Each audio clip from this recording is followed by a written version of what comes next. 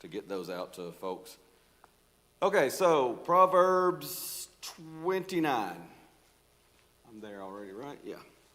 29:11 is where we left off. Just the last, 4 passages? 5 if you count 5 counting the 2 little bonus passages that are not from Proverbs. And then we'll move into the next section on hurtful speech. You see this in the New King James. A fool vents all his feelings.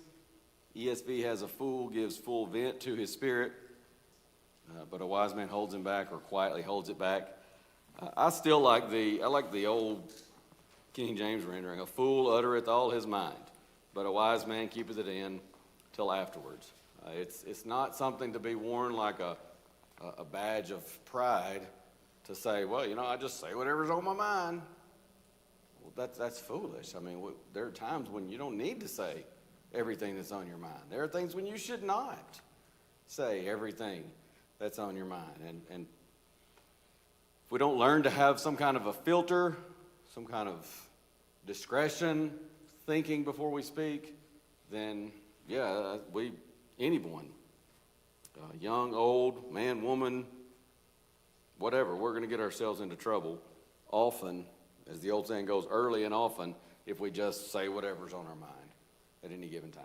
That's not a wise approach to life. Sometimes you can get yourself into real trouble. I worked with a fellow one time, and it was kind of like this same idea. I just tell people whatever's on my mind. Well, dude got fired. It wasn't very long. He got fired because you know what he did? He told the boss whatever was on his mind. And, I didn't go lying to the boss. And, it was not the best boss. Let me add that. Wasn't the worst either, but I didn't go, most of us didn't go lying and saying, oh, boy, you're the greatest boss we've ever had. Anybody ever told you lately that you're just top notch? We're not out there just lying, trying to flatter. But at the same time, I don't find it necessary every time that boss comes around to go, that what you said in the meeting yesterday, that was really dumb. What an ignorant way to go about this or whatever. And we're all just sort of like, the first time it was kind of like, ooh, man, he's bold. And then second, third, and beyond, I don't remember how long it went. It didn't go that long. But, by the second or third time, it's kind of like, okay, he's not bold, he's just dumb. He's a fool. Because a fool uttereth all his mind. So, that's a proverb that needs little explanation. It just needs more application, right? And it sometimes is difficult. Moving on in Proverbs 29, look at verse 20. The King James says, seest thou a man that is hasty in his words? There is more hope of a fool than of him. I like the way the New King James puts this. Do you see a man hasty in his words? There's more hope for a fool than for him. And I believe it looks like it's word for word the same in the New King James and the ESV. I didn't mention in the previous verse there, 29:11. I just saw this in my notes, but the Hebrew word for anger is the word for wind or spirit or mind, and that's why you have the difference here between the Old King James and the New King James and ESV. I still think from studying it and contextually, to me, I think the King James kind of captures that 29:11 better. A fool gives full vent to his feelings. That certainly captures the idea, but again, I just like the way the Old King James puts it. But I also had a cross-reference here too, Proverbs 12:16. A fool's wrath is presently known, but a prudent man covereth shame.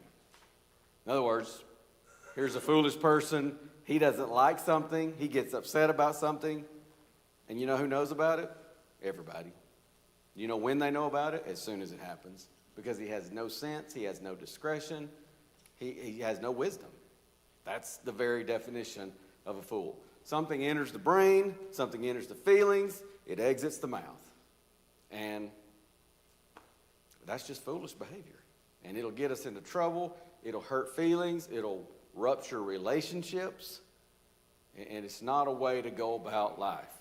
And the wise man says, take heed. Now,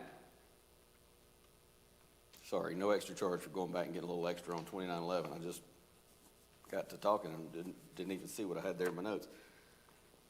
So do you see a man hasty in his words? There's more hope for a fool than for him. This is interesting to me. I saw this in, I think it was Alden's commentary. Proverbs gives only two kinds of men who are lower than a fool.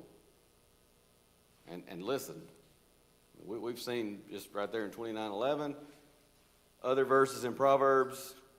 Proverbs does not speak highly of a fool. That's putting it mildly, right? However, there are two different kinds of people who are mentioned specifically as being even classified even lower than a fool. One is in 26:12, and it's the person who is wise in his own eyes. Like the old fellow used to say, a legend in his own mind. That's a person, he says, that's of lower rank in the eyes of inspired wisdom than a fool. The other one is right here in 29:20, and it's the one who is hasty in his words.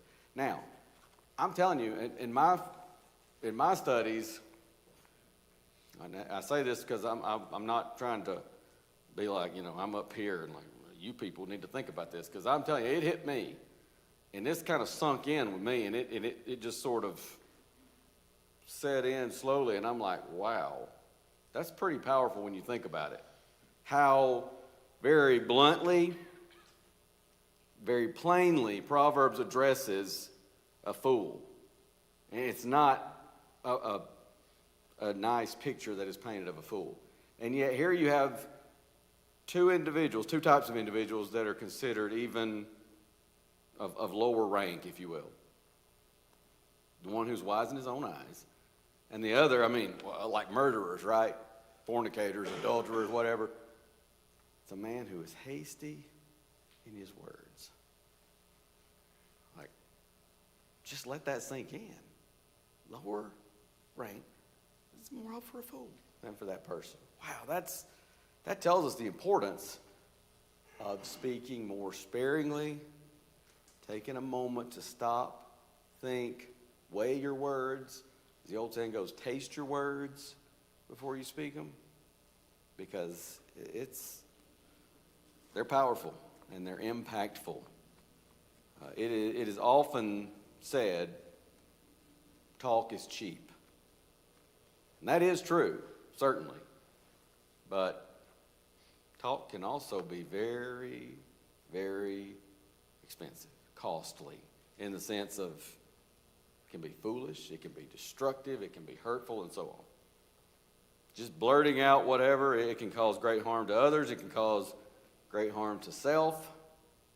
And so as the wise man says, there's more hope for a fool than for that kind of person. So if I find myself in that situation, I need to, really all of us, may not be to the extent of, may not be to some great extent, extreme, but we all need to take heed to that and be sure we are careful when it comes to our speech, because it is powerful.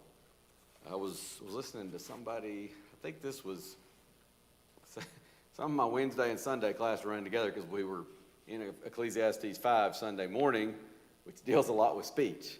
In fact, those are the two bonus verses that I have. Every now and then I'll grab a verse out of Ecclesiastes for some of these sections. I've got Ecclesiastes 5:3. I'll go ahead and bring it in here, and then we'll go to the next verse in Proverbs, or next verses in Proverbs. For a dream cometh through the multitude of business, and a fool's voice is known by multitude of words. A fool's voice is known by multitude of words. How do you know a fool? Well, he just continually runs off at the mouth. Ecclesiastes 10:14. A fool also is full of words. A man cannot tell what shall be, and what shall be after him, who can tell? A fool is full of words. so again, that idea of just being prudent, having discretion when it comes to how we speak, how much we speak, and so on.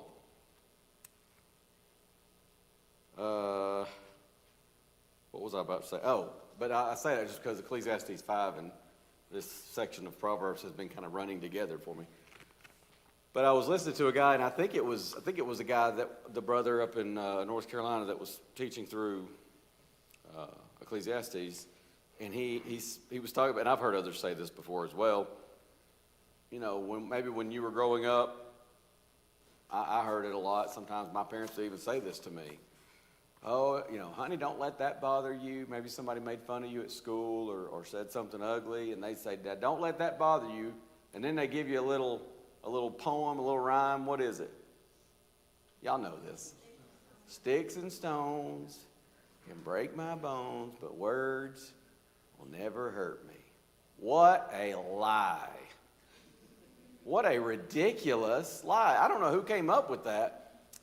I do remember Tom Holland used to say sometimes, he would say, Shakespeare wasn't at his finest when he wrote that.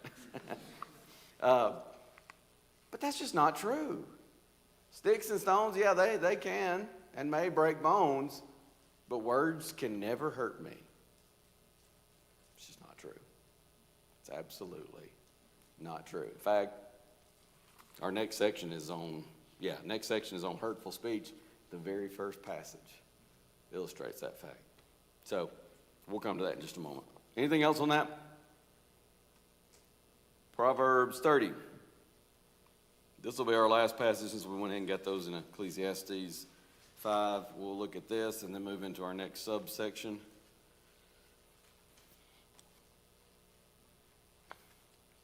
So it says in the King James, if thou hast done foolishly in lifting up thyself, or if thou hast thought evil, lay thine hand upon thy mouth. Surely the churning of milk bringeth forth butter, and the wringing of the nose bringeth forth blood. So the forcing of wrath bringeth forth strife. That's 32 and 33, of course. If you've been foolish, the New King James says, in exalting yourself. Remember that one who's wise in his own eyes? We talked about that just a moment ago. Or if you have devised evil, put your hand on your mouth. For as the churning of milk produces butter, and wringing in the nose produces blood, so the forcing of wrath produces strife. You see, it's very similar wording in the ESV. I was just looking to see, maybe that last phrase is slightly different. Pressing anger produces strife, as opposed to forcing of wrath produces strife. But he's teaching here against anger.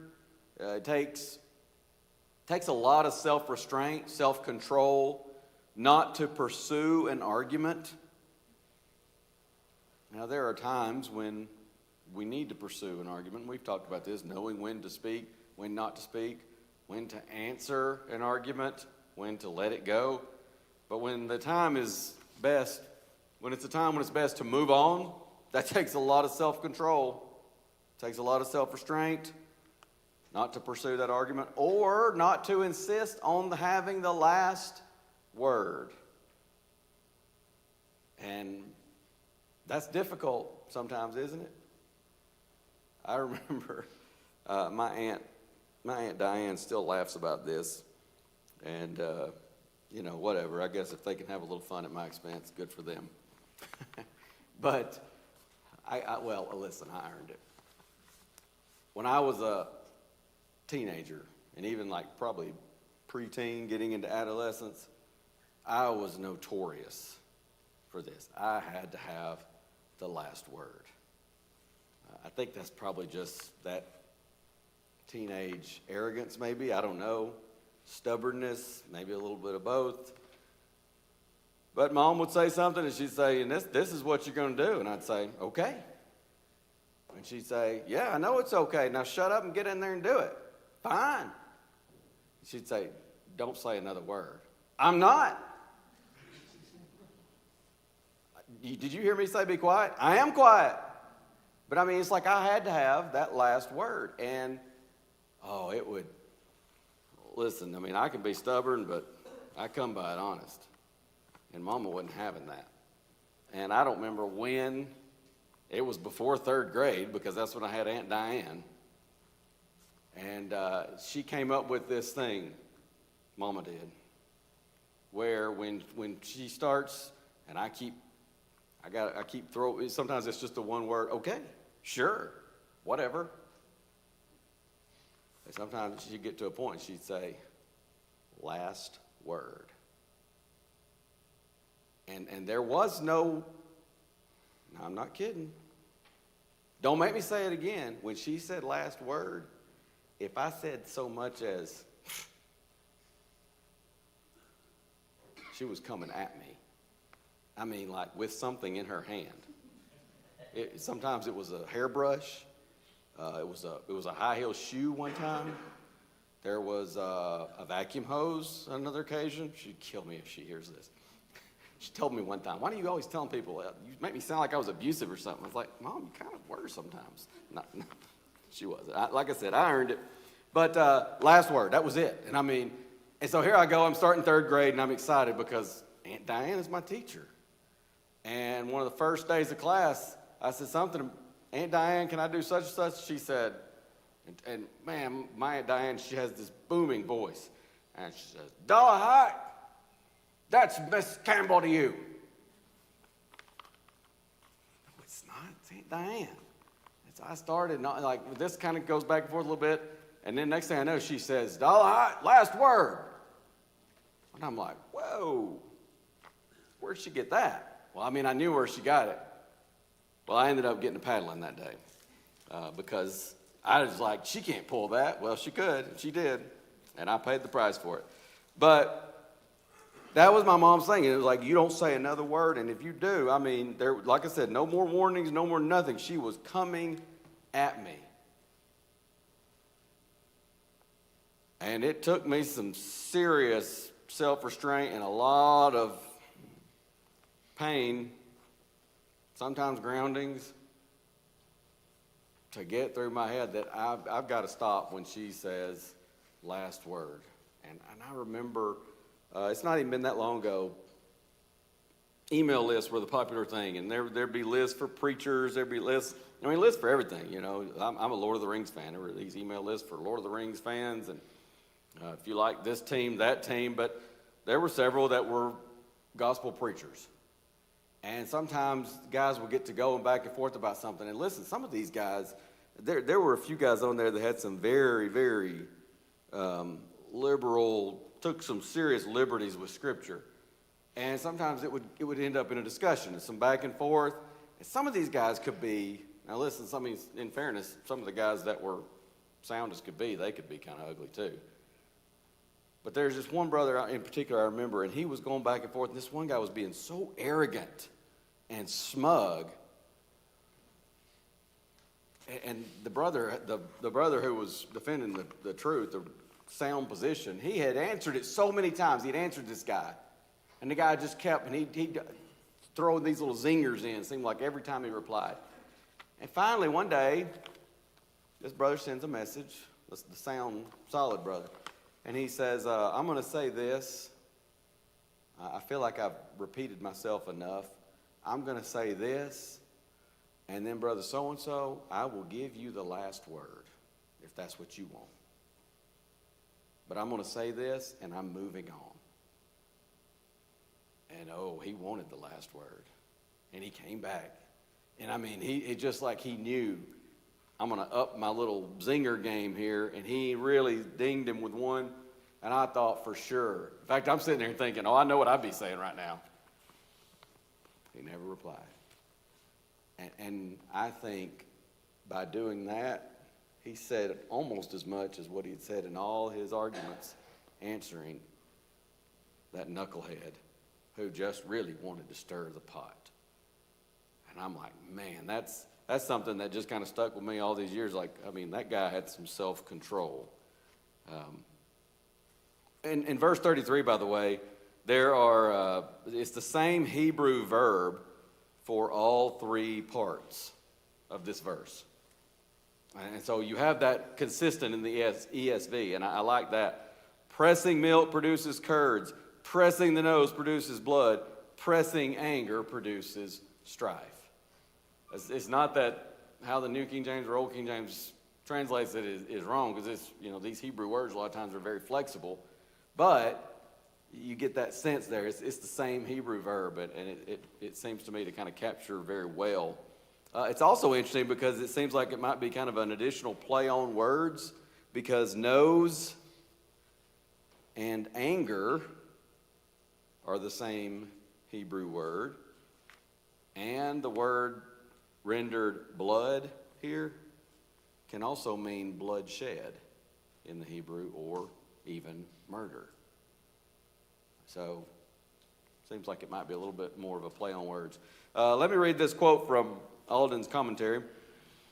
Quote, "Quarrels often begin when fools hold greedy or stupid positions.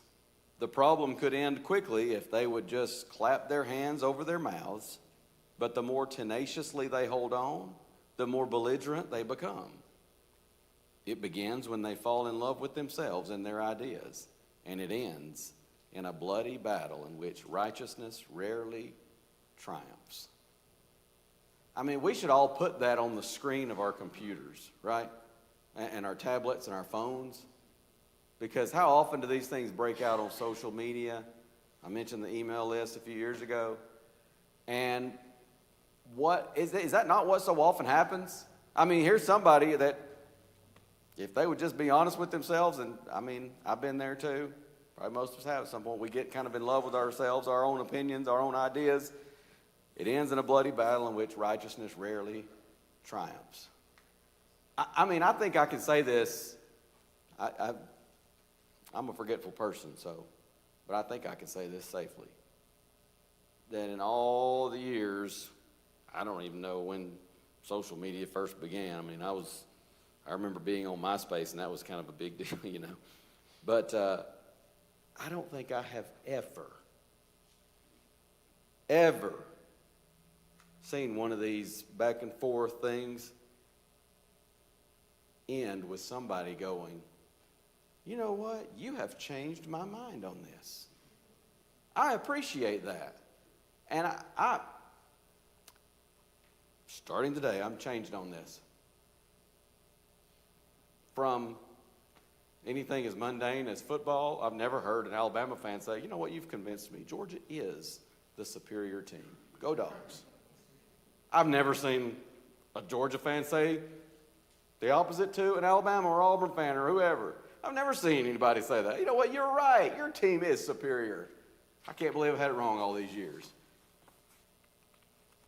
But I don't know if I've ever seen it in spiritual arguments either. And that's why we so often say those discussions, the water cooler discussions, and I mean, what was the water cooler but just, you know, analog social media back in the day. Those discussions don't convert people. You know what converts people? Sitting down with an open Bible and having a Bible study. That's what's productive. But man, that quote from Alden, that's powerful, and it is so true. Bob, I think you were going to say something ago. I was going to say, I'm going to put my water. When the teacher is humble enough to reveal something, the good and bad about their background, it helps in the communication. And I will have to say, you must have chose the book of Proverbs here, because there are many illustrations that you bring up from your life, good and bad. And I think we're getting to know you. We appreciate you. Now, one more thing. That verb, churning butter and wringing, that's a continual thing. You don't make butter right away. You got to keep at it. And that's the problem. People do dumb stuff and they say dumb stuff. Ask any teacher, elementary, middle school, high school teacher. But it's the person that just keeps at it like that. Yes, and that pressing anger. It's not just once or twice, like you said. It's like churning butter. You got to keep churning, and that's what happens sometimes. People keep pressing it. I was thinking of a story that my mom used to tell when she was a kid. There was a relative of theirs that lived close by, and husband and wife, and they would fight. I mean, like, it's one of those things you sort of chuckle. It's not ha-ha funny, but they would get into it. But my mom said there were a couple times when, as kids, they would go down there. You know, they're out just playing during the day or whatever. Well, they go down there, and This is when that couple got a little older. But she said what would happen was a lot of times he would get to drinking.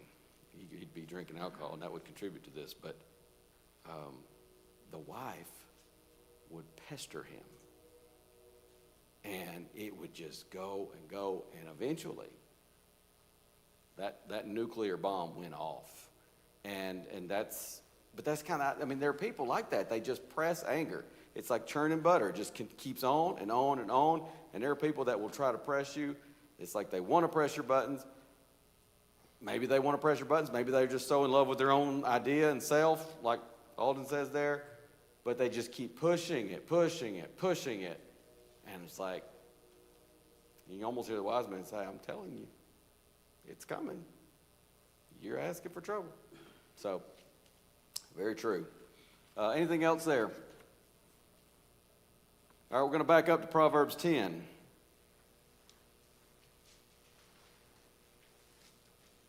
As I said, this first one illustrates some of the power of words.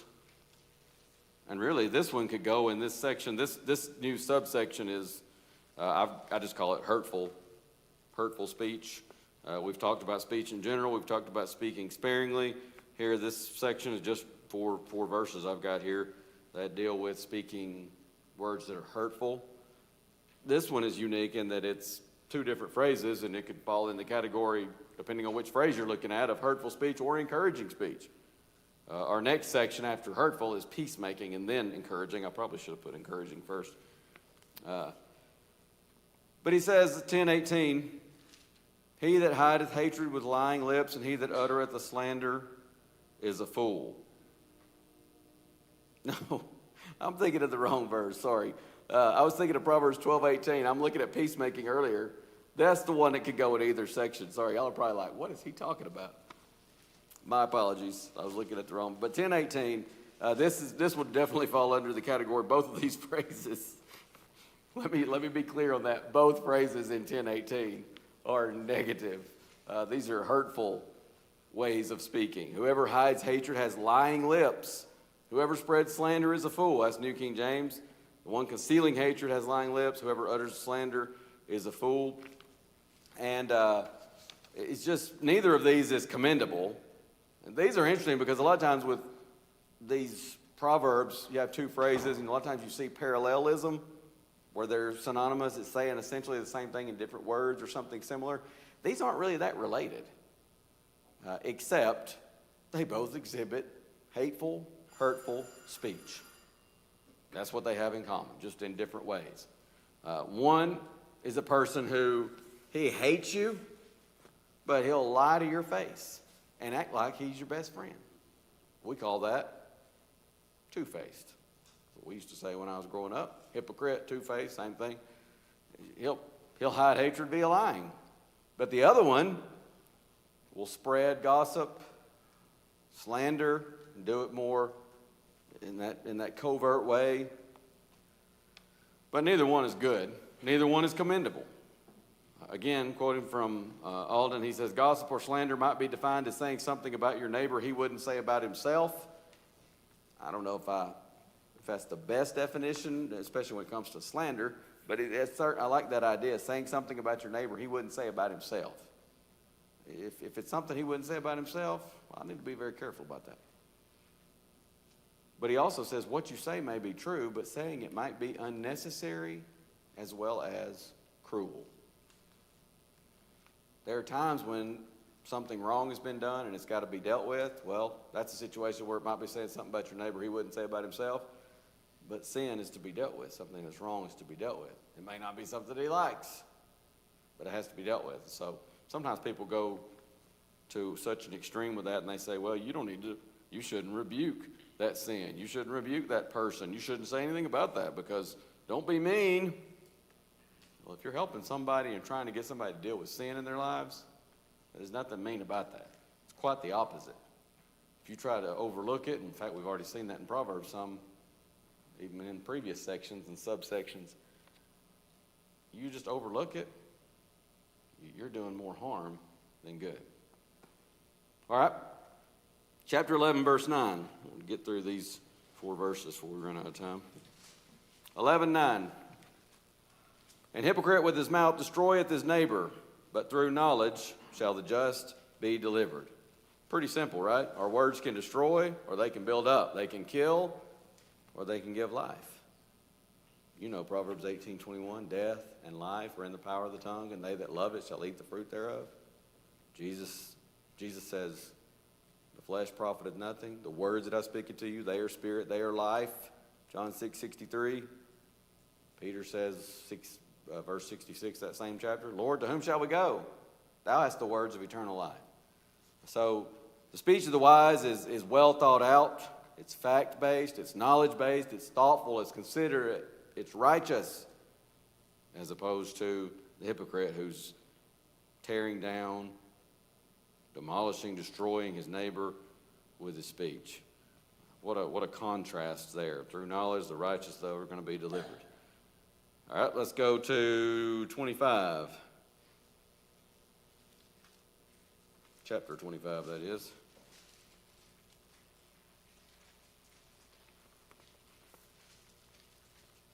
Now, this is one where there's a decent difference in the King James and New King James ESV. 25, I guess it helps if I get to the verse, 25:23. King James says, the north wind brings forth rain. The north wind driveth away rain, so doth an angry countenance a backbiting tongue. Whereas, as you can see there, New King James says, north wind brings forth rain, so does the ESV. That's the more correct rendering. I think you could probably get the idea from the King James, but it's a lot clearer in the newer versions. It's not saying, when we think of that north wind driveth away rain, we're thinking like the north wind's sending it away. But it's saying, literally, the north wind brings forth rain. It's driving away in the sense of driving it to us.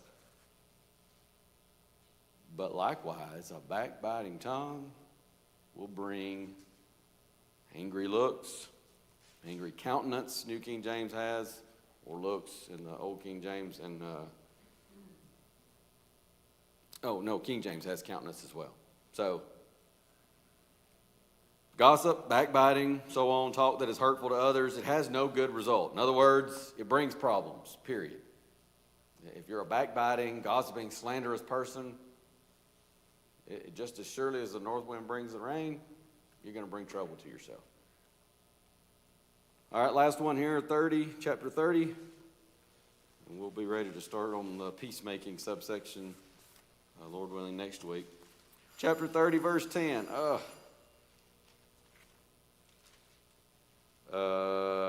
Accuse not a servant unto his master, lest he curse thee, and thou be found guilty. Very similar in the other versions. Adam Clark says it's referring to a false accusation. It could have application even if the accusation is true, though.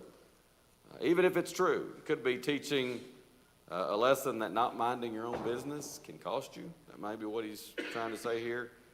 And it also is kind of unclear who's cursing whom.